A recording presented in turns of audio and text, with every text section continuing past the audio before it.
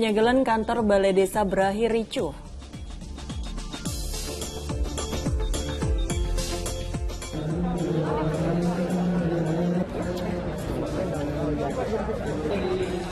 Isak tangis iringi keberangkatan jemaah calon haji.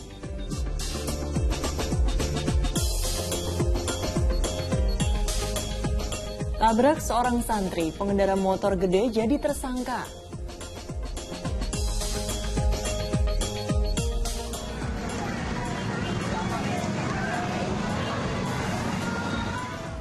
Warga berjibaku bubarkan tawuran antara pelajar.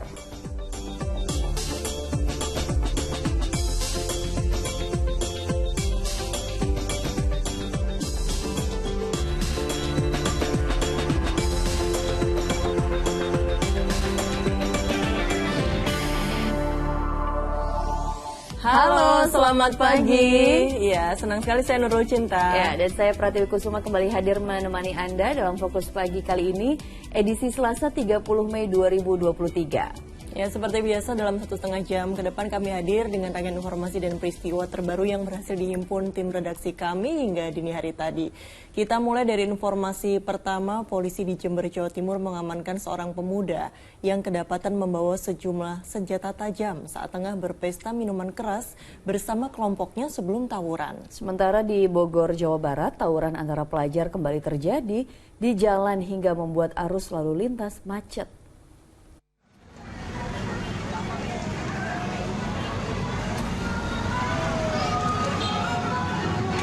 Kelompok pelajar yang sedang tawuran ini langsung kabur saat dibubarkan warga. Peristiwa yang terjadi di Jalan Raya Pancasan, Kecamatan Bogor Barat, Kota Bogor ini pun membuat arus lalu lintas tersendat. Sebelumnya, dua kelompok pelajar menggunakan sepeda motor sempat terlibat kejar-kejaran dari arah Empang menuju Muara. Saat terjebak macet di lokasi, kedua kelompok pun langsung saling serang menggunakan senjata tajam. Sampainya di sini, di tempat kejadian, kebetulan ada pemungutan untuk dana sosial masjid. Dan saat itu kendaraan terhentilah di sana dan terjadi keributan antar yang diduga menggunakan seragam sekolah di bawahnya. Polisi yang mendapat laporan langsung datang ke lokasi. Petugas juga mengusir rombongan pelajar lain yang terpergok menumpang kendaraan truk guna mencegah kejadian serupa. Selain melakukan penyekatan, polisi juga mengamankan 2 unit motor yang diduga milik pelajar yang tertinggal di lokasi.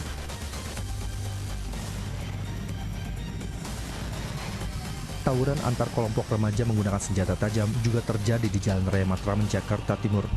Tawuran diduga hanya karena saling ejek. Akibatnya, warga pun resah lantaran takut menjadi korban salah sasaran. Sementara di Jember, Jawa Timur, setelah mendapat laporan warga, polisi menggerebek sekelompok pemuda yang tengah asik menggelar pesta minuman keras di Jalan Raya Celebuk. Selain sisa minuman keras, petugas juga menemukan 2 senjata tajam dari salah satu pemuda. Setelah diinterogasi, senjata tajam itu sengaja disiapkan untuk tawuran dengan kelompok pemuda lain. Petugas pun langsung mengamankan pemuda yang membawa benda berbahaya tersebut. Tim Liputan melaporkan. Sebuah truk tronton ludes terbakar di bagian ruang kemudi di wilayah Surabaya, Jawa Timur. Diduga terjadi korsleting listrik dan menyambar bahan bakar minyak yang menyebabkan kebakaran.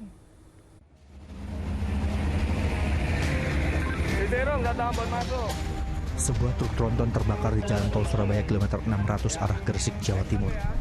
Truk tronton yang dikemudikan Rudi Haryanto, warga Rembang tersebut, terbakar di kawasan Tol Simonggunung arah Gresik. Akibat kebakaran, bagian kabin ruang kemudi ludes terbakar, sementara sang sopir berhasil menyelamatkan diri. Juga, kebakaran disebabkan korsleting listrik dari ruang kemudi dan menyambar bahan bakar. Tadi kita kerahkan ada 5 unit. Pengemudi aman, pengemudi. Karena tadi sudah selesai dipadamkan, pembasahan selesai, pengemudinya sudah kenyang, habis ngopi di bawah. Petugas damkar Kota Surabaya mengerahkan 5 unit kendaraan untuk memadamkan api yang meludeskan kabin truk. Api berhasil dikuasai 30 menit kemudian. Dampak kebakaran truk, arus lalu lintas sempat macet hampir 1 jam karena ada aktivitas petugas damkar melakukan pembasahan badan truk. Selamat Riyadi melaporkan dari Surabaya, Jawa Timur. Sebuah mobil yang tengah terparkir di Banyuwangi, Jawa Timur ludes terbakar. Besarnya kobaran api turut membakar bangunan semi permanen yang ada di dekatnya.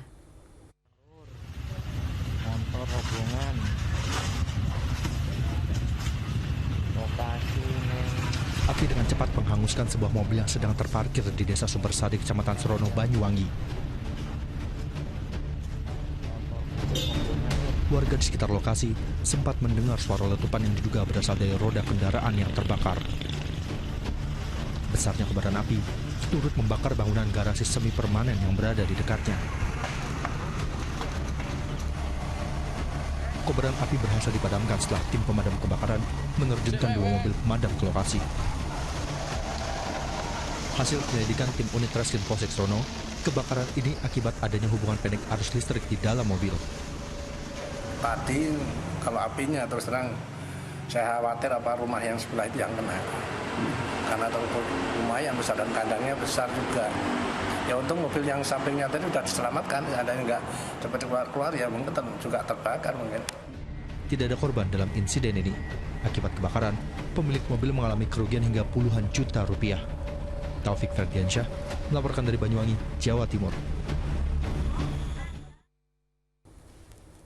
Selamat menunaikan ibadah sholat subuh bagi Anda warga di DKI Jakarta dan sekitarnya. Ya, kita lanjutkan informasi di pagi hari ini. Aksi penyegelan kantor Balai Desa Wawasea di Kabupaten Muna, Sulawesi Tenggara berlangsung ricuh. Penyegelan dilakukan oleh sejumlah simpatisan kepala desa yang diduga tidak terima dengan kekalahan Pilkades.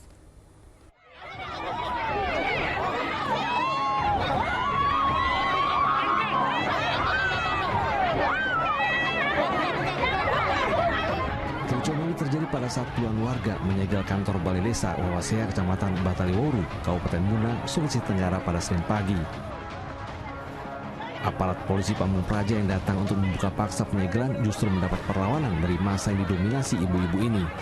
Setelah terjadi aksi saling dorong selama beberapa saat, massa berhasil dipukul mundur dan petugas Satpol PP akhirnya berhasil membuka pintu Balai Desa yang disegel.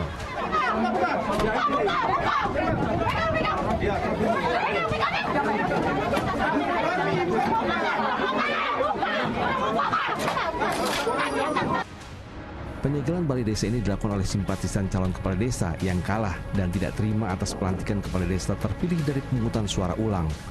Itu karena tidak ada PSU, tidak ada dalam aturan, Pak. Yang ada itu perhitungan suara ulang. Tapi hari ini Kabupaten Muna melaksanakan pemilihan suara ulang yang di luar aturan-peraturan Bupati dan peraturan Kemendagri. Pembukaan paksa penyegelan kantor Balai Desa yang dilakukan Satpol PP ini agar pelayanan masyarakat dapat berjalan. Kita mengamankan aset pemerintah daerah, ya, karena penyegelan kantor desa itu merupakan tindakan melawan hukum juga, artinya menghalangi jalan pemerintahan. Dan selama ini memang dibiarkan karena masih bisa ditolerir, ya. Tapi karena tugas-tugas pemerintahan desa juga ini semakin mendesak, ini proses verifikasi pencairan bantuan dan sebagainya sudah harus jalan, maka itu tidak boleh tidak harus silakan di kantor desa. Pasca pembukaan segel dan massa membubarkan diri, aktivitas kantor Balai Desa langsung kembali normal seperti biasanya. Aga Sari Mahfud melaporkan dari Kabupaten Muna, Sulawesi Tenggara.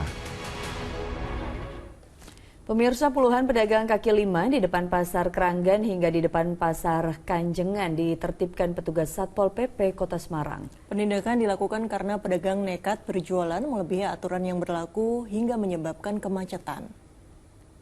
9% tertib. Di sini harus tertib, jam 7 selesai. Apabila masih jualan barang panjerman akan saya bawa. Kepala Satpol PP Semarang memberi peringatan kepada para pedagang yang berjualan di depan Pasar Keranggan hingga depan Pasar Kanjengan saat menertibkan 70 pedagang yang melanggar aturan jam buka yang sebelumnya sudah ditetapkan oleh pemerintah Kota Semarang. Tak hanya itu, para pedagang yang berjualan di sepanjang bahu jalan juga membuat arus lalu lintas macet. Petugas Satpol PP pun langsung mengamankan partisi dagangan mereka seperti meja hingga kursi ke dalam truk Satpol PP. Sebelum melakukan penertiban, Satpol PP sudah memberikan peringatan 1 pekan sebelumnya agar pedagang mengikuti aturan yang berlaku, yakni buka sejak pukul 4 pagi hingga pukul 7 pagi. Namun saat ini, hingga pukul setengah 9, para pedagang masih berjualan. Selain itu, pihaknya juga menemukan adanya pungutan liar yang dilakukan pihak kelurahan terkait dengan penarikan retribusi. Sudah saya telepon ke Pak RW sini. Karena sebentar lagi ini saya sampaikan satu penglayan akan turun. Karena ternyata hampir semua yang di pinggir jalan ini yang ngelola RW atau LPMK, dan itu jelas larangan. Tidak ada izin dari dinas pendidikan. Ini yang menyebabkan PAD kita berkurang. Petugas Satpol PP menyita barang milik pedagang guna memberikan efek jera. Diharapkan pedagang tidak melanggar dan bisa mematuhi aturan yang berlaku. Ali Mustakfirin melaporkan dari Kota Semarang, Jawa Tengah. Sebuah aksi protes unik dilakukan satu keluarga di Malang, Jawa Timur. Ya, mereka menumpang mandi dan mencuci pakaian di kantor PDAM karena kecewa aliran air di rumahnya kerap mati. Inilah aksi keluarga Akun Afandi yang mendatangi kantor PDAM Tugu Tirta kawasan Sawo Jajar Kota Malang, Jawa Timur untuk menumpang mandi. Meski sempat diadang petugas keamanan setempat, mereka tetap berjalan menuju kamar mandi. Tak hanya mandi, keluarga itu juga menumpang mencuci baju di kantor PDAM. Mereka melakukan aksi menumpang mandi bukan tanpa alasan. Hal ini merupakan bentuk protes keluarga tersebut karena aliran air di rumahnya kerap mati. Dalam sebulan, Afandi mengaku aliran air di wilayahnya mati hingga 3 kali, bahkan pernah mati selama 2 bulan. Itu saya lakukan karena satu kejengkelan memang ya. Jadi 3 hari kan di rumah saya ini aliran PDAM tidak mengalir. Jadi ya anak-anak ya butuh mandi, saya butuh mandi, keluarga juga butuh mandi. Ya itu yang mendasari. Nah karena permasalahan dengan PDAM ya saya mandinya di PDAM. Aksi Afandi tampaknya membuahkan hasil. Karena setelah aksi protesnya, aliran air di tempat tinggalnya di kawasan Kedung Kandang, Kota Malang kembali lancar. Nur Ramadan melaporkan dari Kota Malang, Jawa Timur. Pemirsa, ratusan rumah di Kabupaten Parigi Motong, Sulawesi Tengah terendam air setelah banjir bandang menerjang wilayah ini. Tak hanya itu, banjir juga mengakibatkan jalur Trans Sulawesi lumpuh total. Pada jam ini, malam ini terjadi banjir besar di jalan Trans Sulawesi di Zon 8 Pendebal batas. Hujan deras yang mengguyur Kabupaten Parigi Motong sejak Senin sore membuat air sungai Sausu dan Tolai meluap hingga merendam permukiman warga. Tak hanya itu, luapan air juga turut merendam jalan hingga ketinggian 50 cm dan membuat arus lalu lintas terputus. Banjir tersebar di sejumlah titik, diantaranya di Desa Torue, Desa Tolai, Desa Sausu, dan Desa Balinggi. Peristiwa yang terjadi pada malam hari dan kondisi cuaca membuat sebagian warga memilih bertahan di rumah sambil menunggu bantuan. Beberapa petugas telah turun ke lokasi banjir dan memberi imbauan kepada warga. Daerah Penebal, Tolai, Saus. Kita beralih ke informasi lain, sejumlah jemaah tertunda keberangkatannya ke Tanah Suci karena berbagai alasan, mulai dari sakit hingga dokumen visa yang belum rampung. Sementara itu, isak tangis mewarnai kepergian para jemaah calon haji asal Madiun, Jawa Timur. Suasana haru mewarnai keberangkatan 440 jemaah calon haji asal Kabupaten Madiun dari Pendopo Ronggo Jumeno menuju embarkasi Sukolilo, Surabaya Senin pagi. Isak tangis kesedihan keluarga dan kerabat tak terbendung saat melepas kepergian para jemaah yang akan beribadah di Tanah Suci. Saya senang sekali bisa berangkat bersama ibu saya. Pelimpahan dari abah saya karena abah saya sudah meninggal. Ratusan jemaah calon haji ini masuk kloter 15. Mereka berangkat menuju embarkasi asrama haji Sukolilo, Surabaya menggunakan 10 bus dan akan terbang ke Tanah Suci pada Selasa siang melalui Bandara Juanda, Surabaya. Sebanyak 17 jemaah calon haji asal embarkasi Surabaya harus menunda keberangkatan ke Tanah Suci karena berbagai hal, seperti sakit dan urusan visa yang belum jadi dari Kedubes Arab Saudi di Jakarta. Sedangkan 2 orang jemaah harus batal berangkat haji tahun ini karena sakit. Mereka telah dipulangkan ke daerah asalnya di Bangkalan, Jawa Timur. Tim Liputan melaporkan. Berbagai cara dilakukan jemaah calon haji asal Kabupaten Tuban, Jawa Timur agar koper yang mereka bawa dari tanah air tidak tertukar. Ya, ini tanda tambahan yang mencolok sengaja dipasangkan di koper mereka. Para jemaah calon haji Senin pagi mulai berdatangan ke kantor Kementerian Agama Kabupaten Tuban, Jawa Timur untuk mengumpulkan koper mereka yang akan dibawa ke Tanah Suci. Koper yang telah tiba langsung dicek kelengkapannya mulai dari ID card, tanda pengenal kelompok dan mengecek berat koper dengan maksimal 20 kg. Namun ada beberapa koper milik jemaah calon haji yang menarik perhatian karena diberikan penanda koper yang unik. Ada yang ditambahkan kain warna-warni, sandal jepit, tutup galon bekas hingga gantungan boneka. Ada opsi tambahan, tidak wajib. Nah, itu adalah tanda penanda yang unik. Jadi terserah kita, yang penting dari jauh kita sudah tahu, oh itu koper kita. Jadi kita lebih mudah identifikasi juga. Menurut Kepala Kemenak Tuban, jemaah calon haji dibolehkan memberikan tambahan penanda koper. Tanda khusus tidak ada, Mas. Jadi tanda itu jangan sampai nanti kalau tanda-tanda khusus bagi jamaah insya Allah ya ada. Masing-masing regu KPIA kan biasanya ada tanda. Tapi standarnya itu ya koper ada kain merah putih itu yang dibungkus itu. Berdasarkan data Kemenak, jemaah calon haji asal Tuban yang berangkat tahun ini sebanyak 1.217 orang.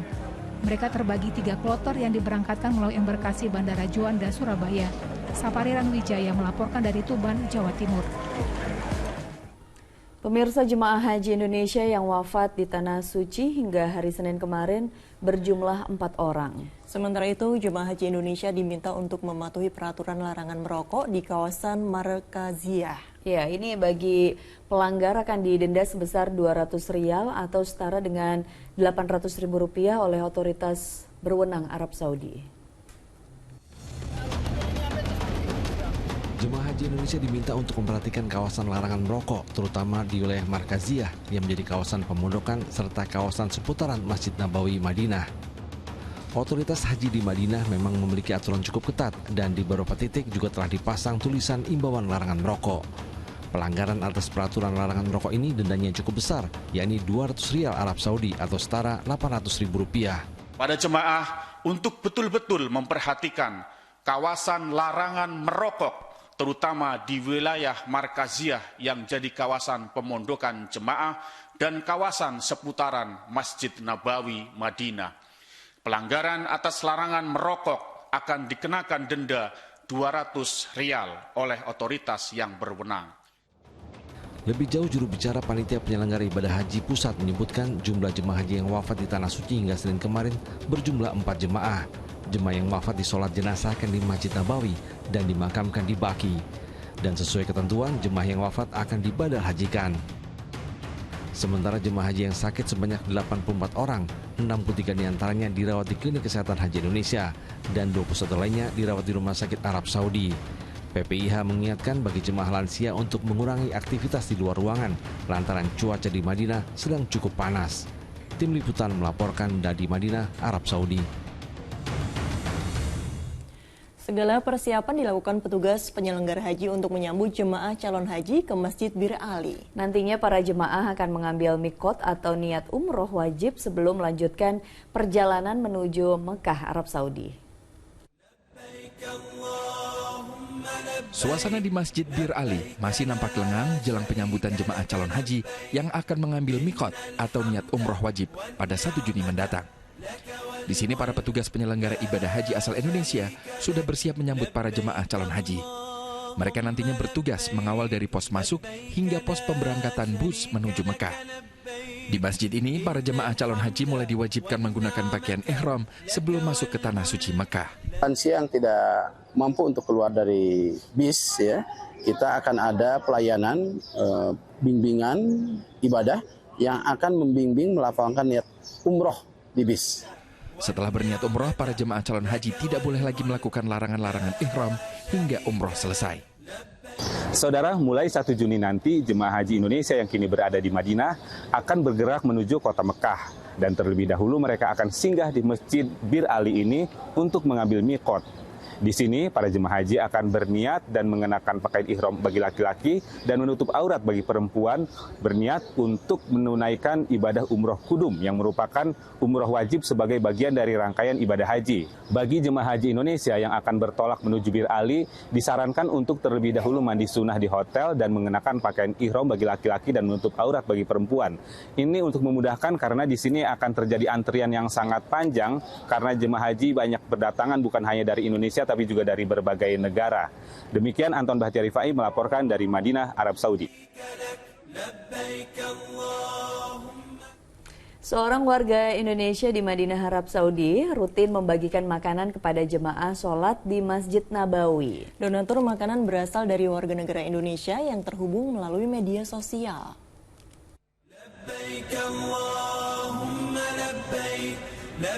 Setiap hari Jumat pagi, pemuda Indonesia bernama Erwin Ismail sudah sibuk di depan restoran di sekitaran Masjid Nabawi Madinah. Ya, pemuda yang berprofesi sebagai pemandu wisata dan seorang vlogger ini memesan makanan dalam jumlah banyak. Pesanan makanan sedekah Jumat berasal dari donasi warga Indonesia yang terhubung melalui jaringan media sosialnya. Dan info bor 100 pak makanan atas nama Nisa 1 pak namanya Ika Sari 5 pak makanan atas nama dan kita doakan semoga yang sudah menggunakan makanan ini semoga menjadi amalan yang Untuk menjalankan amanat, Erwin pun membacakan satu persatu nama siapa saja donaturnya secara live di akun YouTube atau Instagramnya. Di bawah suhu terik Madinah, makanan dan minuman yang disiapkan pun mendapat antusias dari para jamaah usai sholat Jumat. Kapan pagi-pagi? Jadi alhamdulillah ya kegiatan ini sekarang sudah kerja sekitar setahun, udah 1 tahun ya. Dan alhamdulillah itu rutin ya Pak ya. Jadi itu tuh berasal dari orang Indonesia juga. Kebetulan para subscriber saya di YouTube dan para followers juga di Instagram, beliau suka nge-DM, misalnya Bang ikutan sedekah makanan di Tanah Suci Madinah, boleh gitu ya. Ya, kegiatan sosial yang dilakukan Erwin ini sudah berlangsung sejak tahun lalu. Pria yang sudah 7 tahun tinggal di Madinah ini selain membagikan makanan, juga menyalurkan pembagian Al-Quran. Anton Bahtiar Rifai melaporkan dari Madinah, Arab Saudi. Pemirsa, puluhan calon jemaah umroh yang gagal berangkat ke Tanah Suci beramai-ramai mendatangi kantor Biro Perjalanan Haji di Surabaya, Jawa Timur. Mereka meluapkan kekecewaannya terkait pengembalian uang calon jemaah umroh yang tak kunjung diselesaikan.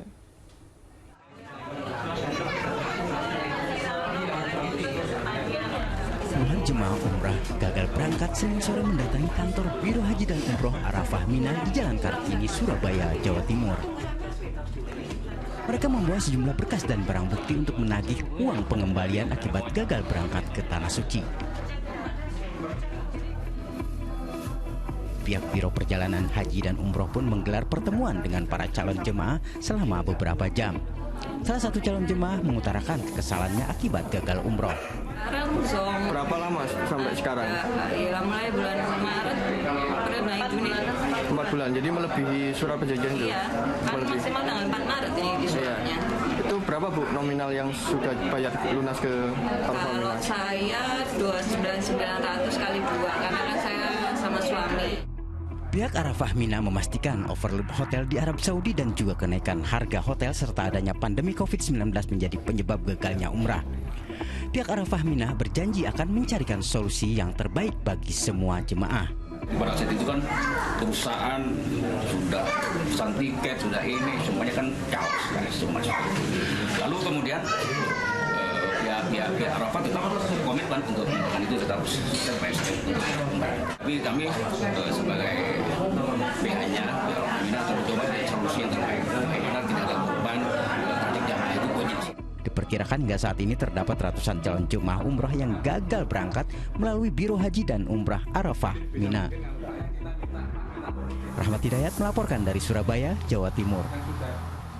Kita ke informasi selanjutnya, polisi menetapkan pengendara motor gede yang menabrak santri di Ciamis, Jawa Barat sebagai tersangka. Atas kejadian tersebut, tersangka terancam 3 tahun penjara. Pria berinisial T, pengendara moge yang terlibat kecelakaan di Jalan Ciharbuti Sabtu lalu, kini telah ditetapkan sebagai tersangka. Dirlantas Polda Jawa Barat menyebut hasil pemeriksaan, pelaku tidak sadar kendaraan menyenggol motor korban. Tersangka baru mengetahui terlibat kecelakaan setelah videonya viral di media sosial. Yang bersangkutan saat itu tidak menyadari bahwa kendaraan yang disenggol itu jatuh, sehingga tetap melanjutkan perjalanan. Namun demikian setelah tahu bahwa kasus ini cukup viral di masyarakat, akhirnya yang bersangkutan datang menyerahkan diri. Senin pagi, ruas jalan Ciharbuti di Desa Sukahaji yang menjadi lokasi TKP tabrakan didatangi polisi untuk olah tempat kejadian perkara. Kedua jalur ditutup selama proses olah TKP. Dengan menggunakan alat canggih laser 3D scanner, diharapkan dapat gambaran pasti kronologi kejadian kecelakaan. Hingga kini korban ditabrak moge, Yayat masih dirawat di RSUD Kota Tasikmalaya dengan kondisi positif COVID-19. Kondisi korban terus membaik dan tidak ada tanda-tanda gangguan di kepala. Kesadaran bagus, bekas benturan, memang ada potensi penurunan kesadaran, masih ada, tapi sampai saat ini beliau sadar penuh, bisa komunikasi, bisa makan. Yayat sebelumnya ditabrak rombongan moge yang melaju dari Pangandaran menuju Tasikmalaya pada Sabtu 27 Mei lalu. Yayat yang mengendarai motor mengalami muntah darah dan luka di bagian kepala, kaki, dan tangan. Atas perbuatannya tersangka dijerat dengan pasal 310 dan 312 Undang-Undang Lalu Lintas dengan ancaman hukuman 3 tahun penjara. Eko Setiabudi dan Muhammad Rizal melaporkan dari Tasikmalaya dan Bandung, Jawa Barat. Ya, dari kasus terbunuhnya ibunda anggota DPR RI Bambang Hermanto, terungkap sosok tersangka asisten rumah tangga yang emosional dan kerap mencuri. Hal ini berdasarkan keterangan dari 10 orang saksi yang diperiksa polisi. Kasus tewasnya Casini, 62 tahun, maksud kami ibunda dari anggota DPR RI Bambang Hermanto masih terus didalami aparat Satreskrim Polres Indramayu. Tersangka juga tengah menjalani pemeriksaan maraton oleh petugas terkait motif sakit hati yang melatar belakangi pembunuhan sadis itu. Dari keterangan 10 orang saksi termasuk istri pelaku terungkap, tersangka yang baru 2 pekan bekerja sebagai asisten rumah tangga di rumah korban, dikenal sebagai sosok yang emosional dan kerap mencuri. Pelaku memang ada ketersinggungan, ya mungkin karena pelaku ini mungkin emosional sesaat dan juga tapi memang keterangan dari masyarakat yang mengenali yang bersangkutan ini memang sudah ada bibit-bibit gitu, sering mencuri dan sebagainya gitu. Jadi itu memang perilaku dari tersangka seperti itu. Rabu pekan lalu, Casini ibunda anggota DPR dari fraksi Partai Golkar Bambang Hermanto ditemukan tak bernyawa dengan tangan, kaki terikat dan mulut tersumpal kain. Polisi berhasil meringkus seorang pria yang diduga terlibat dalam kematian korban 10 jam usai penemuan jasad korban.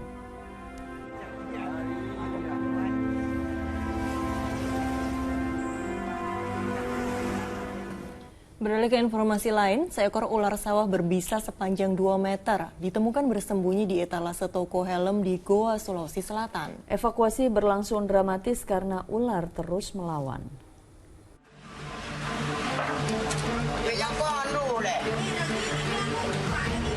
Ular sawah berbisa ini membuat geger warga di Kelurahan Pangkaboinang, Palangga, Goa, Sulawesi Selatan Minggu malam. Ular sepanjang 2 meter ini rupanya sedang bersembunyi di etalase toko helm. Keberadaan ular pertama kali diketahui oleh penjaga toko. Proses penangkapan ular damkar pun menggunakan alat khusus. Butuh waktu 30 menit bagi petugas pemadam kebakaran berhasil mengevakuasi hewan reptil tersebut. Bisanya itu mematikan kah atau seperti apa? Untuk bisanya bisa membahayakan jiwa warga itu sendiri, makanya kita segera tindak lanjuti laporan tersebut. Ular selanjutnya dibawa petugas untuk diserahkan ke pihak PKSDA Sulawesi Selatan untuk dilepas liarkan ke habitat aslinya.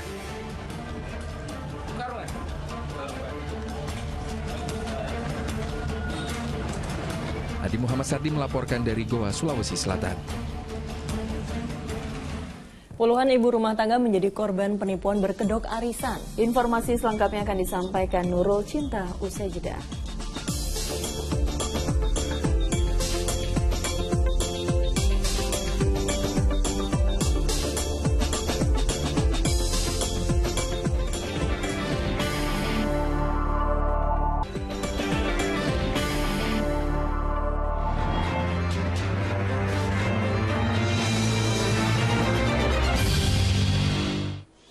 Anda kembali menyaksikan Fokus Pagi. Polisi terus mendalami kasus pembunuhan seorang wanita yang jasadnya dimasukkan dalam karung dan ditemukan di kawasan Cilincing, Jakarta Utara. Diduga antara pelaku dan korban memiliki hubungan dekat. Setelah dilakukan proses autopsi oleh tim forensik Rumah Sakit Polri Kramat Jati, Jakarta Timur, jenazah wanita korban pembunuhan yang jasadnya ditemukan di kolong tol Cilincing, Jakarta Utara, diserahkan kepada pihak keluarga. Jenazah langsung dibawa ke kampung halaman di wilayah Jawa Tengah untuk dimakamkan. Hingga kini polisi terus menggali keterangan dua pelaku dalam kasus itu, termasuk motif pembunuhan. Dari hasil pemeriksaan sementara, diduga korban mengembuskan napas terakhirnya setelah dibekap pelaku. Selain itu, turut ditemukan luka sayatan senjata tajam di paha kiri korban. Diduga setelah tewas, jasad korban dilipat lalu dimasukkan dalam karung dan langsung dibuang di hari yang sama. Sementara itu, polisi masih mendalami alasan pelaku membunuh korban yang diduga memiliki hubungan istimewa. Ya, ada kedekatan. Kalau dari teori kriminologi, model-model pembunuhan yang dilakukan dengan cara yang sadis seperti ini, ada kedekatan antara korban dengan pelaku.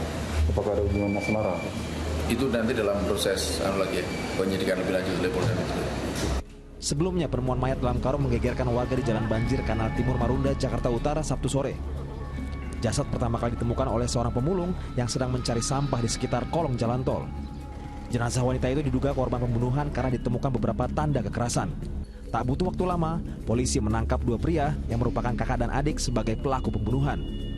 Pelaku berinisial MF dan VWA berhasil diringkus polisi di kawasan Tanah Abang, Jakarta Pusat kurang dari 24 jam setelah mayat ditemukan. Salah satu pelaku merupakan residivis kasus pencurian dengan kekerasan. Tim Liputan melaporkan. Sementara itu, jenazah Tarisi, korban pembunuhan yang mayatnya terbungkus karung di kolong tol Cibitung Cilincing, Jakarta Utara, Senin malam dimakamkan di kampung halamannya di Kabupaten Tegal, Jawa Tengah. Begitu tiba di kampung halamannya di Desa Jatimulya, Kecamatan Suradadi, Kabupaten Tegal, Jawa Tengah, jenazah Tarisi langsung dimakamkan Senin malam. Tetangga dan kerabat mengiringi proses pemakaman korban. Sebelum ditemukan meninggal dunia secara mengenaskan, ibu dua anak ini sempat pulang kampung pekan lalu. Korban yang bekerja sebagai asisten rumah tangga di sebuah apartemen itu tak bisa dihubungi oleh keluarga sejak hari Sabtu lalu dan ternyata ditemukan sudah tidak bernyawa.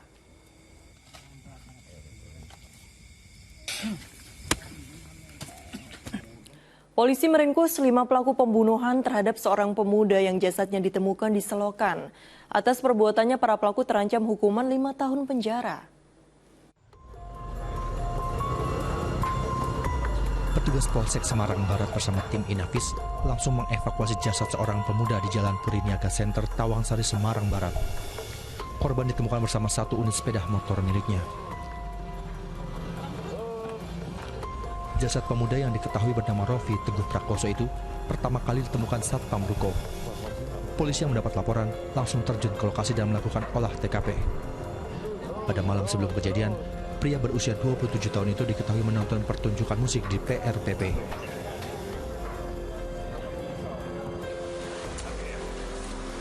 Kurang dari 24 jam, tim Resmo Polrestabes Semarang yang melakukan penyelidikan menetapkan 7 orang sebagai tersangka terkait penemuan mayat dalam selokan tersebut.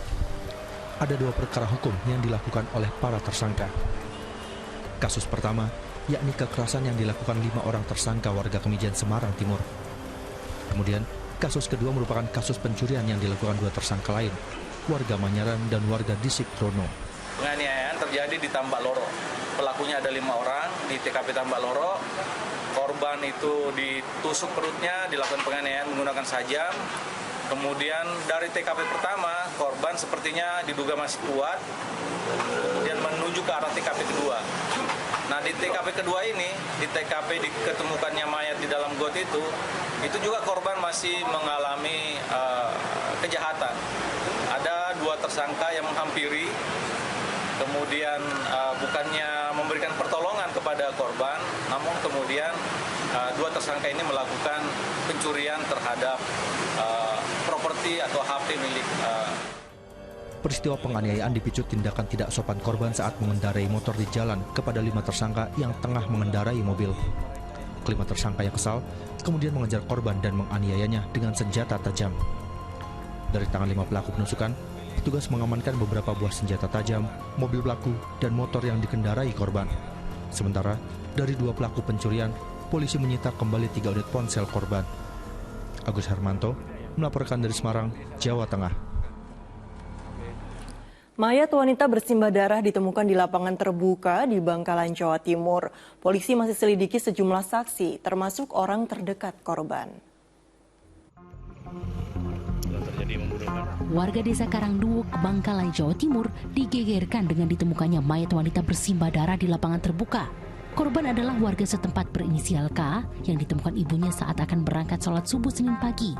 Polisi yang mendapat laporan dari keluarga korban langsung mendatangi lokasi untuk menggelar olah TKP. Jasad wanita itu kemudian dibawa ke RSUD Syarifah Ambami, Bangkalan, Jawa Timur untuk diotopsi. Menurut dokter forensik, diduga wanita itu dibunuh dengan senjata tajam karena terdapat luka sayatan di leher dan perut korban. Itu di leher, hampir tusuk di lehernya, kemudian juga di perut juga. Itu lukanya bekas senjata apa? Bekas senjata tajam. Sementara itu pihak kepolisian masih melakukan pemeriksaan sejumlah saksi. Sampai saat ini sudah dilakukan pemeriksaan sebanyak 6 orang saksi, termasuk salah satunya suami, ibu dan anaknya yang diperiksa. Dan sekarang sudah masih dalam tahap penyelidikan. Polres Bangkalan masih melakukan penyelidikan guna mengungkap pelaku serta motif pembunuhan. Salina Wali melaporkan dari Bangkalan, Jawa Timur. Puluhan ibu rumah tangga di Cianjur, Jawa Barat diduga menjadi korban penipuan, berkedok arisan uang tabungan dan barang hingga mencapai miliaran rupiah. Seperti kasus-kasus sebelumnya, para korban awalnya tergiur keuntungan besar secara instan. Puluhan ibu rumah tangga yang diduga menjadi korban penipuan dengan modus arisan tabungan uang dan barang ini berkumpul di kantor kuasa hukum untuk menentukan langkah hukum selanjutnya. Sekitar 30 orang telah membuat laporan dengan nilai kerugian mencapai 1,2 miliar rupiah. Menurut sejumlah korban, mereka tergiur dengan keuntungan yang besar secara cepat. Saat awal bergabung, pencairan keuntungan sangat lancar, namun di kemudian hari menjadi macet. Iya, keuntungan yang banyak. Kayak yang dari gap 7 juta dapat 10 juta. Kan siapa ya yang nggak tergiur yang 3 juta itu gitu. Jadi saya ikutan terus. Tadi berapa total kerugian Ibu? 36.600.000 sekian. Itu berapa kali dari 3 orang ini? Iya, dari 3 orang itu sama tabungan itu udah termasuk dari total itu. Sementara kuasa hukum korban akan segera melaporkan kasus ini ke kepolisian usai verifikasi data rampung, termasuk laporan dugaan intimidasi yang dilakukan pelaku kepada anggota arisan. Kita akan melakukan laporan ke pihak Polres Cianjur supaya Polres Cianjur ini semakin cepat menangani perkara ini. Pelakunya minta saya ditangkap. Ya memang betul para korban ini ada ketakutan sebagiannya. Karena mereka dapat ancaman, katanya mereka ini menyebarkan, akan dikenakan katanya pencemaran nama baik, katanya. Pokoknya berbentuk intimidasi yang dilakukan oleh si pelaku. Kemungkinan jumlah korban dan nilai kerugian arisan bodong ini akan terus bertambah, mengingat sebagian belum ada yang melapor. Rendra Gozali melaporkan dari Cianjur, Jawa Barat. 2 dari 3 pelaku perampok nasabah bank ditembak Satreskrim Polres Sukabumi, Jawa Barat karena melawan saat ditangkap. Sedangkan sang eksekutor dan 1 otak pelakunya masih buron. Polisi berhasil menangkap 3 orang pelaku kasus perampokan uang yang menimpa Burhanuddin, warga Sukabumi, Jawa Barat. Perampokan terjadi di sebuah warung mie di Jalan Kompa, Parangkuda. 3 pelaku berperan sebagai joki sepeda motor, pengamat situasi, dan penerima uang hasil perampokan. Sementara 2 orang masih dalam pencarian.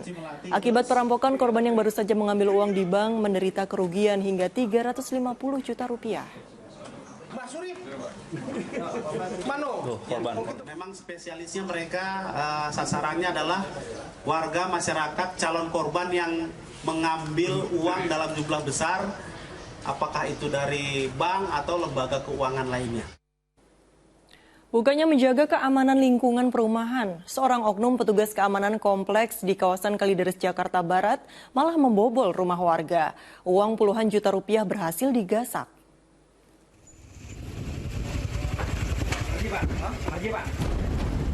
Tanpa perlawanan, lelaki 50 tahun ini ditangkap aparat kepolisian ketika mengunjungi rumah rekannya di kawasan Kalideres, Jakarta Barat pada Senin sore. Bukannya menjaga keamanan lingkungan perumahan, oknum petugas keamanan perumahan ini malah terduga pelaku pencurian di salah satu rumah warga di Kalideres. Guna memastikan kejahatannya, polisi membawa warga Rawalele itu ke rumah korban di Jalan Alam Selak. Rupanya ia sengaja menggeser kamera pengawas di depan rumah korban agar kejahatannya itu tak terekam CCTV.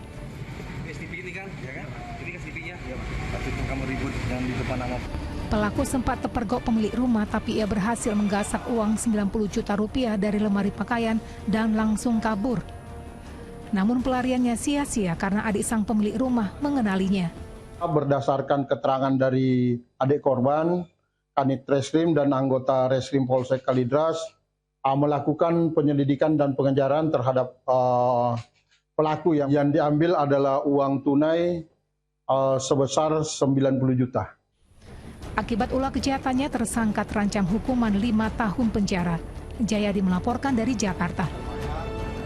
Lantaran dituduh mempermainkan mantan pacarnya, seorang pemuda di Kabupaten Sika, Nusa Tenggara Timur diduga dianiaya oleh oknum anggota TNI AL Maumere. Akibatnya korban babak belur dan mengalami luka di sekujur tubuhnya.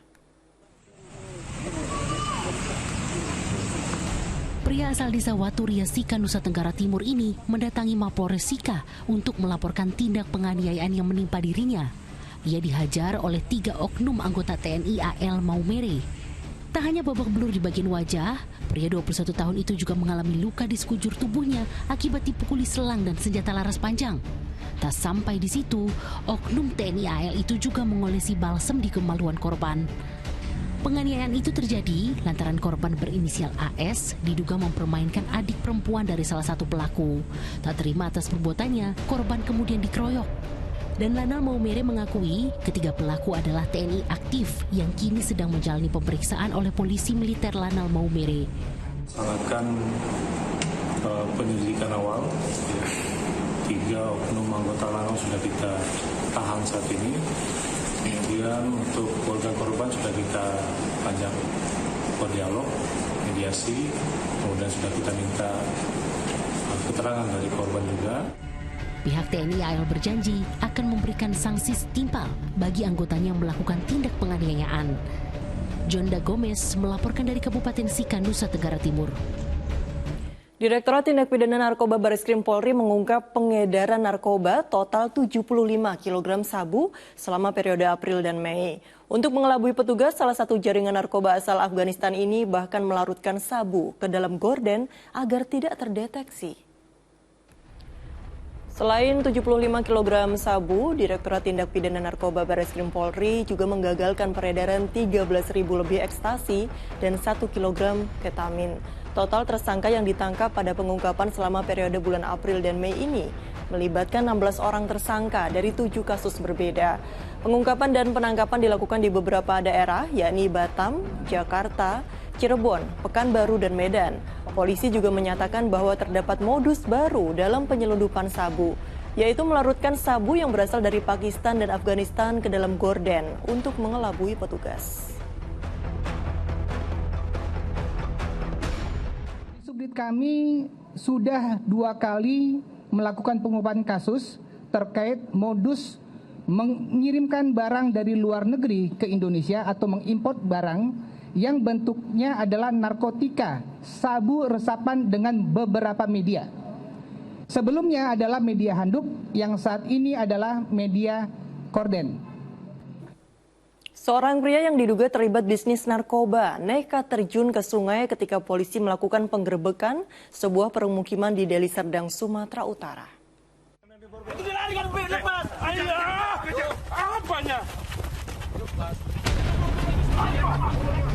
Aksi kejar-kejaran antara petugas dengan seorang pria ketika Satuan Narkoba Polres Pelabuhan Belawan Senin siang menggerebek lapak tuak di Jalan Rawabadak, Kabupaten Deli Serdang, Sumatera Utara. Pria yang diduga terlibat bisnis narkoba tersebut bahkan nekat melompat ke sungai untuk menghindari penangkapan. Namun polisi yang sudah mengepung kawasan tersebut membuat pelariannya jadi sia-sia. Petugas pun lalu menggeledah sejumlah tempat lain di permukiman tersebut dan mendapati paket narkoba serta sejumlah pipet berukuran kecil. 7 orang pria kemudian diamankan karena diduga terlibat peredaran narkoba. Kami dari Sat Narkoba Polres Pelabuhan Belawan melaksanakan grebek kampung narkoba berdasarkan informasi dari masyarakat di Dusun Rawabata, Desa Pematang Johar. Adapun hasil yang kami capai 1 paket sabu dan 7 orang laki-laki berhasil diamankan. Untuk mengungkap jaringan pengedar narkoba yang melibatkan para tersangka, polisi memeriksa mereka di Mapolres Pelabuhan Belawan. Muhammad Hamdani melaporkan dari Deli Serdang, Sumatera Utara. Curi motor pelanggan kafe, seorang pria babak belur dihakimi massa. Informasi selengkapnya bersama Pratiwi Kusuma.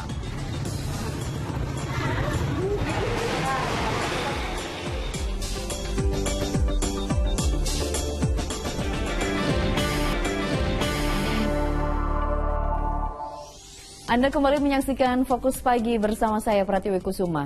Kita lanjutkan informasi di pagi hari ini pemirsa. Upaya pengadangan hingga pengancaman dan penganiayaan kerap dialami sejumlah polisi yang sedang bertugas. Di Sidrap, Sulawesi Selatan, 3 petugas Ditres Narkoba Polda Sulawesi Selatan luka-luka lantaran jadi korban penganiayaan saat mereka sedang bertugas.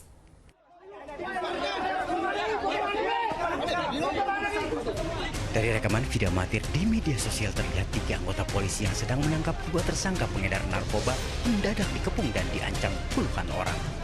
Berbekal balok kayu dan parang, mereka menganiaya ketiga polisi hingga luka-luka.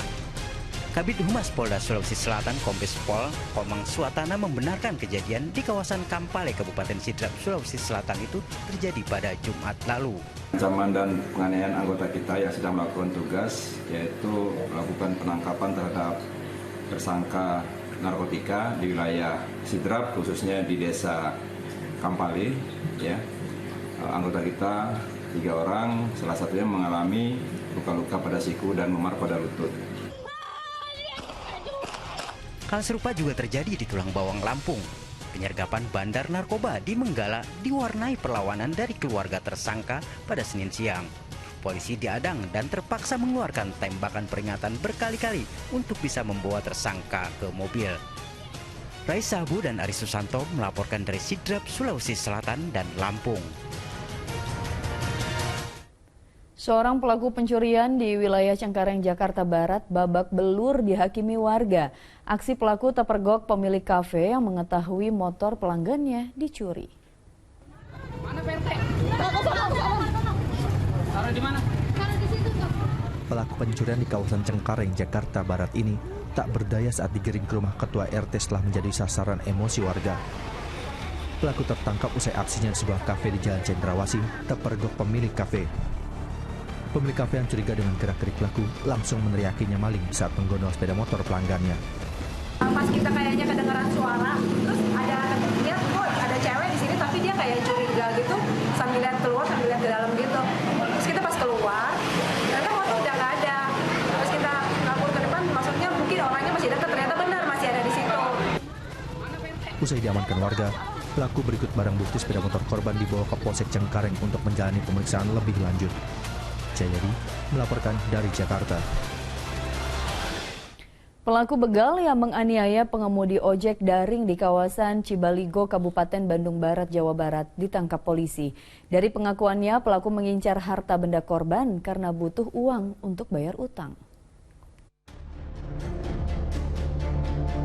Inilah rekaman kamera pengawas yang memperlihatkan seorang pria meminta pertolongan karena mengalami luka sayatan di bagian leher. Pria yang juga pengemudi ojek daring itu menjadi korban begal di Jalan Cibaligo, Kabupaten Bandung Barat, Jawa Barat. Pria tersebut mengaku dibegal oleh penumpangnya saat berada di jalanan yang sepi. Selain sepeda motor yang dibawa kabur, sebuah ponsel korban juga diambil pelaku. Dalam kurun waktu 24 jam, penyidik Satreskrim Polres Cimahi akhirnya meringkus pelaku pembegalan bernama Salman. Tersangka ditangkap di sebuah penginapan di daerah Cimindi, Kota Cimahi, Jawa Barat. Kala itu pelaku berpura-pura sebagai penumpang yang minta diantar ke salah satu tempat. Namun justru korban diarahkan ke lokasi yang sepi. Pelaku yang seorang pengangguran kemudian menganiaya korban dengan menyayat leher korban dengan senjata tajam hingga tersungkur.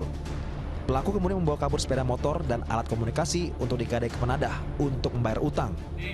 Keterangan daripada pelaku, setelah melakukan, pelaku ini sempat bersembunyi di daerah Pasar Kaliki di kos-kosannya. Kemudian bergeser di daerah wilayah Cimahi ini atau di daerah Raja Wali ini bertemu dengan teman-temannya. Disitulah barang-barang korban ya digadaikan. Untuk mempertanggungjawabkan perbuatannya, tersangka dijerat pasal 365 KUHP tentang pencurian disertai kekerasan dengan ancaman hukuman 12 tahun penjara. Muhammad Abbas melaporkan dari Kota Cimahi, Jawa Barat. Pria yang kedapatan mencuri motor di depan minimarket di Kota Tangerang, Banten babak belur jadi sasaran amuk massa. Sementara pelarian maling motor di Kota Waringin Timur, Kalimantan Tengah terhenti ketika sejumlah orang berhasil mengejarnya dan menghajarnya. Ada tali nggak? Kenapa nih bang? Maling motor. Motor ini kan? Motornya Nah motornya. Warga meringkus pria yang tengah melarikan sepeda motor hasil curian di Jalan Kembali Sampit, Kota Waringin Timur, Kalimantan Tengah setelah sempat terjadi aksi kejar-kejaran. Terduga pelaku dapat ditangkap saat ia berhenti karena tas ranselnya terbuka. Aksi pencurian terjadi di depan sebuah bengkel motor. Korban meninggalkan kendaraannya dengan kunci kontak masih menempel di motornya. Saat itu terduga pelaku yang melintas dengan sepeda langsung melarikan motor tersebut. Istri korban yang melihat aksi pencurian langsung berteriak sehingga terduga pelaku dikejar sejumlah warga. Bertahan di depan rumah setempat, masuk sementara kunci motor kita ada di motor, masuk sebentar, terus istri yang melihat bahwa motor itu ada yang memakainya.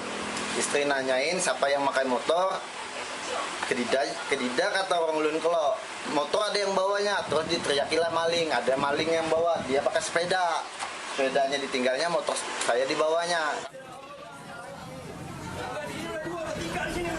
Sementara itu seorang pria di Jalan Wahid Hashim, Barangan, Kota Tangerang, Banten babak belur jadi sasaran amuk massa. Petugas sempat kesulitan mengevakuasi terduga pelaku ke kantor polisi karena banyaknya warga yang mengepung tempat tersebut lantaran kesal dengan aksi pencurian. Pria itu dipergoki mengambil sepeda motor milik pengunjung sebuah minimarket. Aksinya dihentikan juru parkir yang curiga karena terduga pelaku tidak dapat menghidupkan mesin motor saat akan melarikan diri. Warga yang tercuriga lalu mengepung hingga pemilik motor keluar toko. Mengetahui kendaraan itu dicuri, massa langsung emosi dan menghajar terduga pelaku. Kini kasusnya ditangani Polsek Ciledug. Tim Liputan melaporkan. Komplotan begal sadis yang meresahkan masyarakat disergap polisi di tempat persembunyiannya di Kota Kendari, Sulawesi Tenggara. Meski polisi melepaskan sejumlah tembakan saat penangkapan, namun satu orang berhasil kabur.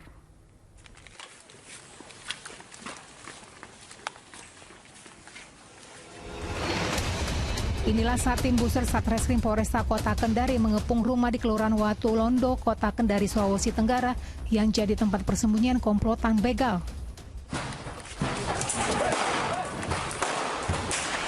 Sejumlah tembakan peringatan dilepaskan ketika polisi menyerbu masuk. Seorang dari buruan polisi terluka tembak di kaki saat berusaha kabur dari penangkapan. Dari 4 orang yang disergap di tempat tersebut, 1 orang anggota komplotan berhasil melarikan diri. Dari tangan mereka, polisi menyita 5 sepeda motor serta sejumlah rangka kendaraan bermotor hasil dari kejahatan. Komplotan tersebut meresahkan masyarakat lantaran saat beraksi, mereka tidak segan-segan melukai korbannya. Di salah satu perumahan di Kota Kendari, kami menemukan tempat persembunyian pelaku pencurian kendaraan bermotor dan pelaku jambret yang selama ini kami cari. Ada 4 orang. Yang 1 orang berhasil melarikan diri saat kami lakukan penggerebekan, dan hingga saat ini anggota kami masih di lapangan melakukan pencarian itu atas nama Pandi. Kini polisi masih memburu anggota komplotan begal yang berhasil kabur. Al-Ghazali Mahfud melaporkan dari Kota Kendari, Sulawesi Tenggara. Tim presisi Polres Metro Jakarta Timur gagalkan aksi sekelompok remaja yang diduga hendak menggelar balap liar. Mereka dipergoki petugas ketika tengah menuju arena yang telah disepakati dengan kelompok lawannya.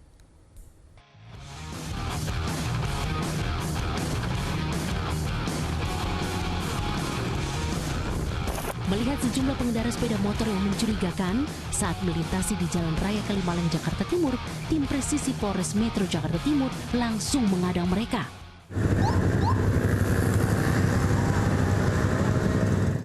Mereka dicurigai akan menggelar balap liar. Petugas pun menggeledah para remaja itu satu persatu. Bagasi sepeda motor pun turut digeledah untuk mencari barang-barang yang berkait dengan aksi balap liar. Oh, ini apa nih? Hah?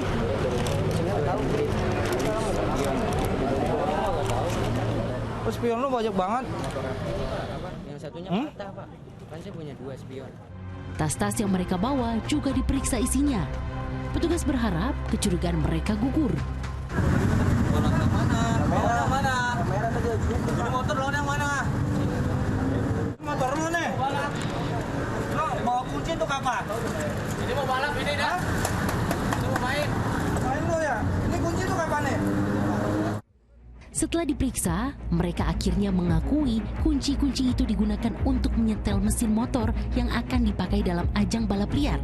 Para pemuda itu juga diminta dokumen kendaraannya, seperti surat tanda nomor kendaraan untuk membuktikan motor yang mereka gunakan bukan barang hasil kejahatan. STNK mana? Hah? Helm lo mana? Helm lo Bray? Dalam mana? Di dalam mana lo tinggal? Ini Pondokopi bukan? Gua tanya. Beberapa di antaranya berdalih tidak mengenakan helm lantaran berpergian dalam jarak dekat dari rumah mereka. Namun itu pun tidak membuat mereka luput dari tindakan polisi. Karena saat ini proses pemeriksaan ini masih dilakukan oleh pihak kepolisian. Nah, untuk lebih jelasnya kita akan tanyakan langsung kepada Pak Silaban, Ibda Silaban ya Pak ya. Pak, mungkin bisa dijelaskan Pak terkait temuan pada saat ini seperti apa sih Pak? Jadi kita ketemu segerombolan anak pemuda yang jumlahnya 8 orang berkendaraan 4 akan melaksanakan balap liar. Ternyata ketemu tim Presisi Timur, kita geledah, ternyata mereka akan mau melaksanakan balap dengan lawannya, tetapi kita cegah dan mereka rata-rata mereka tidak membawa STNK. Ada yang membawa STNK, ada yang tidak membawa STNK. Agar para remaja itu jera melakukan pelanggaran, mereka diberi hukuman badan berupa scotch jam dan push up. Usai menindak para remaja tersebut, tim Presisi kembali berpatroli karena di kawasan Jakarta Timur rawan akan terjadinya sejumlah kegiatan yang meresahkan masyarakat. Auriga Agustina dan Herman Prasetya melaporkan dari Jakarta. Dianggap menyalahi aturan, ratusan atribut milik calon legislatif dari sejumlah partai di Kota Bogor ditertibkan Satpol PP. Petugas gabungan dari Satpol PP dan Bapenda Kota Bogor pada Senin siang membongkar sejumlah atribut kampanye milik para calon anggota legislatif di Jalan Bantarjati. Petugas terpaksa membongkar media promosi para caleg ini karena dipasang dengan tiang khusus dan berada di atas trotoar. Selain membuat semrawut, keberadaan ratusan atribut caleg ini juga melanggar Perda Nomor 1 Tahun 2011 tentang ketertiban umum. Atribut selanjutnya diserahkan ke pihak Bawaslu guna penanganan lebih lanjut. Apa yang memasang besi sendiri, kita tadi potong langsung besinya dengan tim dari Bapenda, karena satu kan dia tidak ada izin, yang kedua dia pasang besi sendiri, jadi itu melanggar aturan. Kita beralih ke informasi lain pemirsa, PSSI mengumumkan harga tiket FIFA Matchday Indonesia kontra Argentina yang akan digelar 19 Juni mendatang dibanderol di kisaran harga mulai dari Rp600.000 hingga Rp4.250.000. Pengumuman harga tiket FIFA Matchday Indonesia kontra Argentina itu diumumkan PSSI saat jumpa pers di Gelora Bung Karno, Jakarta, Senin sore. Ketua Umum PSSI Erick Thohir menjelaskan penjualan tiket laga itu mulai dibuka pada 5 Juni hingga 7 Juni mendatang di website PSSI dan kanal pembayaran digital lain. Sedangkan total jumlah tiket yang dijual sebanyak 60.000 tiket.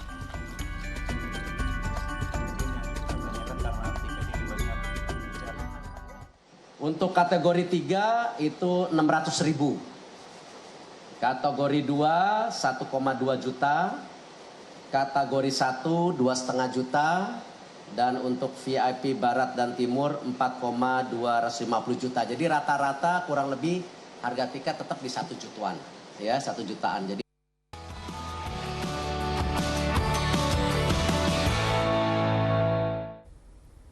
dari informasi pasar pemirsa, harga bahan pokok di sejumlah daerah masih tinggi. Di Pasar Agung Sukma Jawa Depok, Jawa Barat, harga cabai tembus hingga Rp50.000 per kilogram. Sementara di Pasar Selipi Jakarta Barat, daging ayam dijual dengan harga Rp45.000 per kilogram. Harga telur ayam di Pasar Selipi, Jakarta Barat dijual Rp32.000 per kilogram. Meski sudah turun Rp2.000 dari pekan lalu, namun harga telur ayam masih lebih tinggi dibandingkan harga normal, yaitu Rp28.000 per kilogramnya.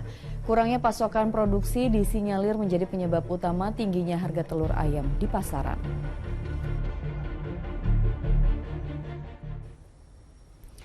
Sementara di Pasar Pagi Kota Tegal, Jawa Tengah, harga telur ayam relatif masih tinggi, yakni berkisar Rp31.500 per kilogram.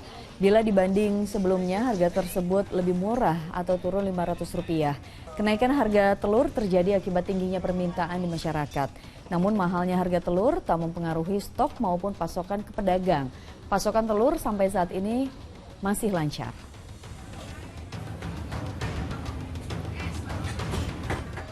Nah, sementara di Pasar Agung Sukmajaya, Kota Depok, harga cabai mengalami kenaikan hingga Rp10.000 per kilogram.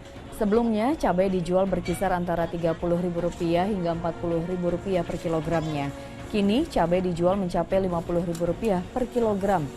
Pedagang menduga kenaikan sejumlah komoditas bahan pokok terjadi karena faktor cuaca atau dari petani yang belum siap panen, namun permintaan di pasaran tinggi.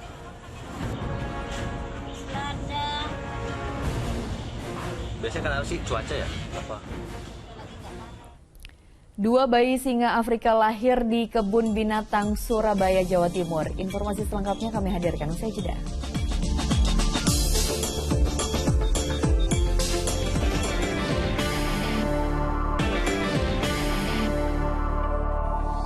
Anda kembali menyaksikan Fokus Pagi bersama saya Nurul Cinta. Dan saya Pratiwi Kusuma. Kita lanjutkan informasi di pagi hari ini. Kebakaran hebat melanda area lapak barang bekas di kawasan Durensawit, Jakarta Timur, Selasa dini hari. Seorang warga terluka bakar saat kobaran api menjalar ke permukiman warga.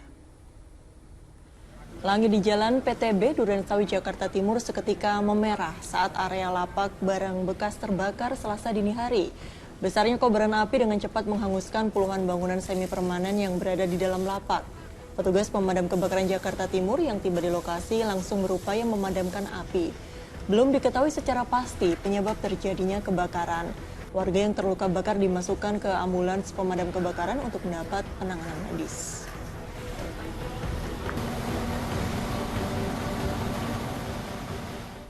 Dua rumah di permukiman padat penduduk di Palangkaraya, Kalimantan Tengah kebakaran Senin malam. Api diduga berasal dari dapur salah satu rumah yang ditinggal penghuninya.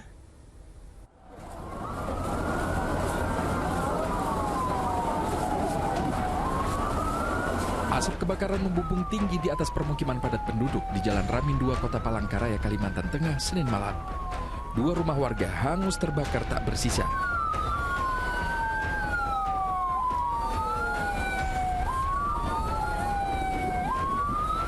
Petugas pemadam kebakaran yang tiba di lokasi terus berjibaku untuk memadamkan api. Proses pemadaman terkendala tak adanya sumber air di sekitaran permukiman dan sempitnya akses jalan ke lokasi.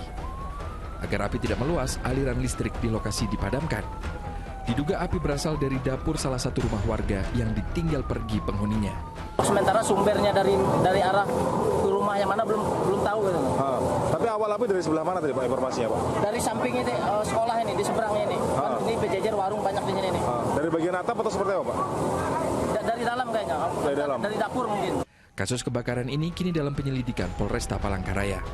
Syahrul Mubarok melaporkan dari Palangkaraya, Kalimantan Tengah.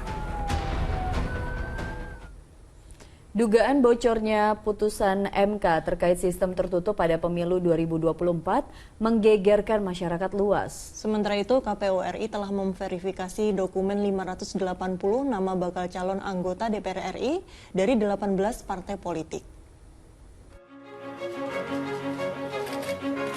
Ketua KPU bersama Bawaslu dan DKKP meninjau langsung verifikasi administrasi dokumen persyaratan calon anggota DPR untuk pemilu tahun 2024 di kawasan Setiabudi, Jakarta Selatan, Senin siang. 6 tim verifikasi data memeriksa dokumen persyaratan mulai dari riwayat pendidikan, kartu tanda anggota partai politik, surat keterangan, riwayat kesehatan, serta surat pernyataan calon. Sebelumnya KPU RI membuka tahapan pendaftaran bakal caleg DPR RI mulai 1 hingga 14 Mei 2023. KPU mencatat ada 580 nama dari 18 partai politik peserta pemilu 2024 tingkat nasional yang sudah mendaftarkan sebagai bakal calon legislatifnya masing-masing. Sekarang ini memeriksa dengan kategori tadi itu, apakah dokumennya sudah benar atau belum, sudah sah atau belum. Nanti begitu sudah ada hasil verifikasi akan diberitahukan atau disampaikan kepada partai politik. Dan nanti ada kesempatan setelah tanggal 23 Juni itu ada kesempatan bagi partai politik dan bakal calon yang didaftarkan untuk melakukan sejumlah perbaikan. Informasi yang saya dapat, MK akan mengembalikan sistem pemilihan umum menjadi proporsional tertutup sebagaimana dulu di zaman otoritarian Orde Baru. Sementara cuitan mantan Wamenkumham Denny Indrayana di media sosial menggegerkan masyarakat luas. Pasalnya cuitannya menyebut MK akan memutuskan sistem pemilu proporsional tertutup atau coblos partai dalam pemilu 2024. Menko Polhukam Mahfud MD di Istana Kepresidenan Jakarta Senin siang memastikan MK akan mengambil tindakan terhadap kebocoran rahasia negara. Bahkan kepolisian pun sudah merespon hal itu. Menurut Menko Polhukam, rahasia negara tidak boleh dibuka ke publik, terlebih MK belum menggelar sidang terkait perkara tersebut. Iya, memenuhi syarat untuk direspons oleh polisi karena kan termasuk pembocoran rahasia yang tidak boleh dibuka ke publik, apalagi MK-nya sendiri memang belum rapat. Kantor staf Presiden pun angkat bicara soal dugaan bocornya hasil putusan Mahkamah Konstitusi terkait gugatan sistem pemilu tahun 2024 ke publik. Kantor staf Presiden memastikan jika pemerintah tidak pernah mencampuri setiap keputusan apapun yang diambil Mahkamah Konstitusi. Itu domain peradilan Mahkamah Konstitusi, jadi sepanjang belum ada putusan yang dikeluarkan oleh Mahkamah Konstitusi, semuanya harus berpegang pada apa yang sekarang berlaku. Bahwa Undang-Undang Pemilu, Undang-Undang Nomor 7 Tahun 2017 sampai saat ini masih seperti itu, belum ada perubahan apa-apa. Sementara untuk menjaga stabilitas politik dan keamanan jelang pemilu 2024, Menko Polhukam menggelar Rakornas bersama TNI Polri. Rakornas membahas sinergitas pemerintah dalam menjaga stabilitas politik dan keamanan untuk mensukseskan pemilu 2024 berlangsung di sebuah hotel di Jakarta Selatan. Tim Liputan melaporkan dari Jakarta. Kita ke informasi selanjutnya. Lembaga survei LSI Denny JA mengeluarkan hasil survei elektabilitas bakal calon presiden baca pres di bidang ekonomi dan kedekatan dengan media. Sementara sejumlah baca pres menggencarkan kunjungannya ke sejumlah daerah untuk meninjau berbagai kebutuhan masyarakat. Di Sumbawa NTB, baca pres Prabowo Subianto memberikan bantuan sumur dan pipanisasi air bersih bagi masyarakat setempat. Prabowo yang juga Menteri Pertahanan meresmikan 11 titik sumber mata air yang tersebar di sejumlah wilayah di NTB. Ketua Umum Partai Gerindra ini pun memastikan dengan adanya sumber air bersih, masyarakat tak lagi mengalami kelangkaan air bersih menyusul kondisi geografis wilayah Sumba yang kerap kekeringan. Sementara bakal calon presiden dari PDIP Ganjar Pranowo mengunjungi kediaman Kiai Sepuh dari Kesultanan Keraton Surosowan Banten, Abuya Kiai Haji Tubagus Ahmad Sajiliwasi. Di kediaman Abuya Kiai Haji Tubagus Ahmad, Ganjar bersama puluhan Kiai Sepuh berbincang hangat. Ganjar menjelaskan dirinya mendapatkan banyak nasihat dari para Kiai Sepuh Banten. Salah satunya berupa pesan dalam menjaga toleransi, keberagaman hingga persatuan. Selain sowan ke Kiai Sepuh, Ganjar juga berziarah kubro di makam Sultan dari Kesultanan Keraton Surosowan Banten, Sultan Maulana Hasanuddin. Lembaga survei LSI Denny JA mengeluarkan hasil survei elektabilitas bakal calon presiden baca pres di bidang ekonomi. Hasilnya Prabowo Subianto paling dipercaya mampu menumbuhkan ekonomi Indonesia di 2024 dengan raihan 56,2%. Anies Baswedan 18,7%, Ganjar Pranowo 14,8%. petugas partai versus ketua umum itu juga menyumbang mengapa Pak Prabowo bisa naik, karena selain menjadi ketua umum partai, beliau juga pendiri partai, sehingga memang sosok leadernya terlihat ada di sana dibanding dengan capres Pak Ganjar misalnya. Kemudian yang kedua dari sisi rekam jejak, kita tahu sendiri misalnya kenapa Pak Prabowo lebih unggul di strong menumbuhkan ekonomi, strong leader menumbuhkan ekonomi, karena memang bukan hanya sekarang beliau berbicara mengenai ekonomi, tetapi juga dari jauh-jauh hari ya. Sementara hasil survei LSI Denny JA terkait kedekatan 3 capres dengan media, Ganjar Pranowo meraih angka 36,4%, Prabowo Subianto 28,3% dan Anies Baswedan 25,1%. Tim Liputan melaporkan. Kita beralih ke informasi lain. Koleksi satwa di Kebun Binatang Surabaya kini bertambah dengan kelahiran 2 ekor bayi singa yang lahir dengan kondisi sehat. Ya, 2 ekor anak singa untuk sementara masih dalam pengawasan dan perawatan khusus pihak pengelola kebun binatang.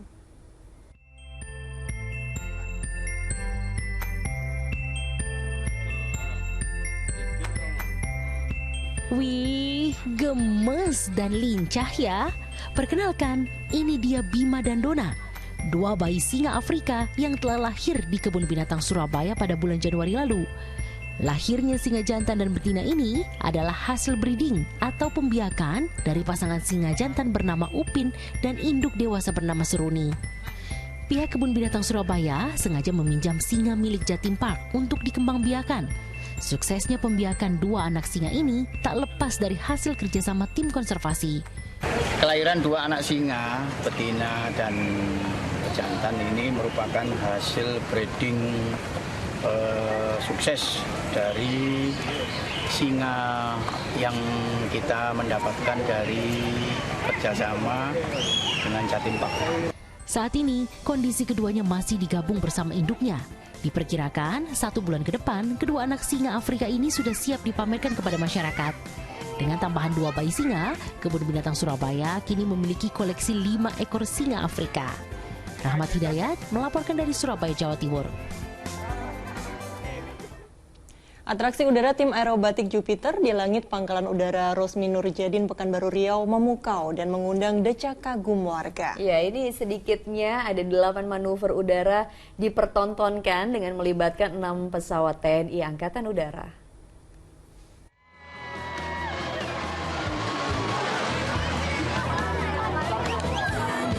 Atraksi udara tim aerobatik Jupiter milik TNI Angkatan Udara di atas langit Pangkalan Udara Rusmin Nuryadin, Pekanbaru Riau, Minggu siang mengundang decak kagum warga.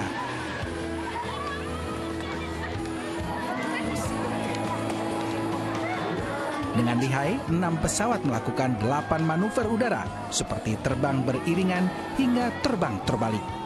Bagus sekali ya, karena banyak bentuk-bentuk yang dibuat di atas atraksinya. Pesawatnya bisa kebalik-balik, bisa bentuk loh asapnya gitu loh.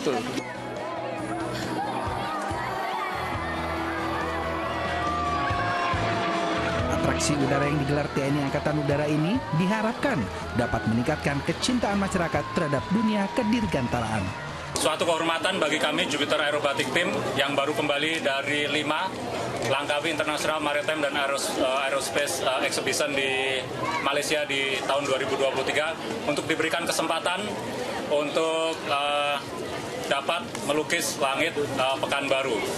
Tidak lain dan tidak bukan untuk menumbuhkan rasa kecintaan masyarakat Pekanbaru terhadap tanah air dan terhadap Dirgantara pada khususnya.